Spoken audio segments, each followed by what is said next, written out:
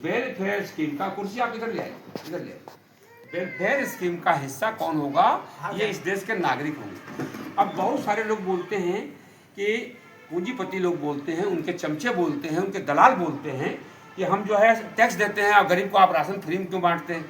अरे भाई, हमको फ्री में नहीं, वो राशन 850 रुपये महीने का है। राशन जो पहले हमें 1 रुपये 2 रुपये किलो मिलता था, वो मेरा अधिकार था। अगर राशन खराब दे रहा तो हम बोलते थे, राशन कम दे रहा तो बोलते थे, दुकान नहीं खोल रहा तो बोलते थे।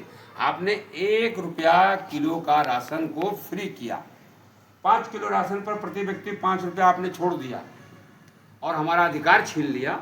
और ये राशन इतना महंगा पड़ रहा, अगर राशन हमारा फ्री नहीं होता तो सिलेंडर 900 रुपये का नहीं होता।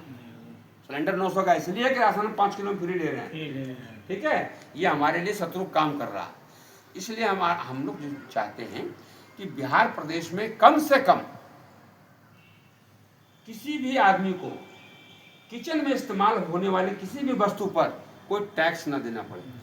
माचिस तक में आप टैक्स ले रहे हैं, नमक में आप ले रहे हैं, दूध दही में आप ले रहे हैं। कोई ऐसा आइटम बताइए, जीरा काली मिर्च जो भी हम उठा रहे हैं मार्केट से 5 रुपये का 10 रुपये का पैकेट ला रहे हैं, उसमें आपका टैक्स है। 10 रुपये में 3 रुपये कुछ पैसा आपका टैक्स है। फिर अगर सब टैक्स से ही करना है तो पेट्रोल को क्यों नहीं लाया टैक्स में?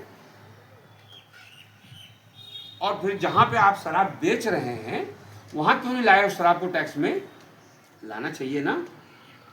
तो मीठा मीठा गप गप, कड़वा कड़वा थू थू, ये सरकार की पॉलिसियां हैं। इन पॉलिसियों के खिलाफ डॉक्टर राम मनोहर लोहिया, जॉर्ज फर्नांडिस, राजनारायण जी, जयप्रकाश नारायण जी, कर्पूरी ठाकुर जी के विचारों के साथ हम लोग बिहार में एक नए बिहार का स्थापना करना चाहते हैं। उस बिहार में खुशहाली हो, उस बिहार के युवा को पलायन नहीं करना पड़े, उस बिहार के युवा को किसी भी प्रकार की कोई जो दिक्कत है वो उसके अपने ही क्षेत्र में पूर्ण होता हो।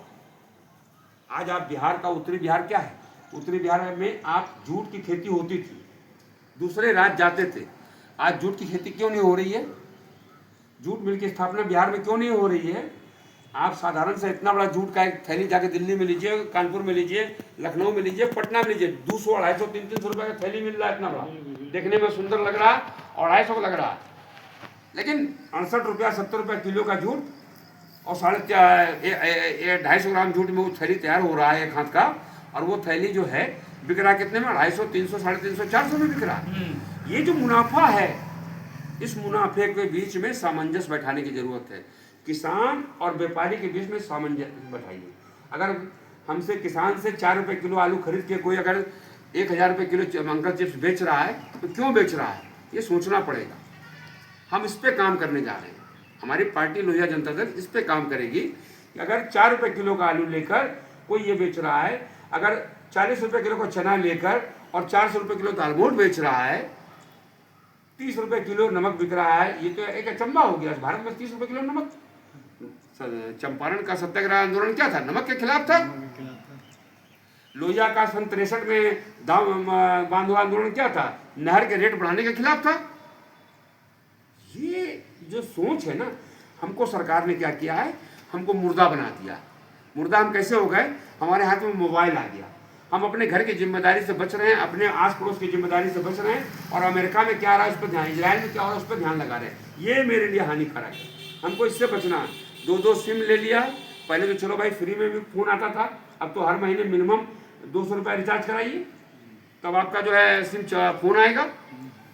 एक घर में अगर 5 लोग हैं तो 5 मोबाइल है, तो हर मोबाइल में 2 सिम है, तो व्हाट्सएप चला रहा है। व्हाट्सएप अगर दूसरे सिम से चलेगा नहीं, तो अगर चला रहा है तो 2 सिम चाहिए, 2 सिम को रिचार्ज सरकार को दीजिए पहले 600 रुपये महीना अलग से।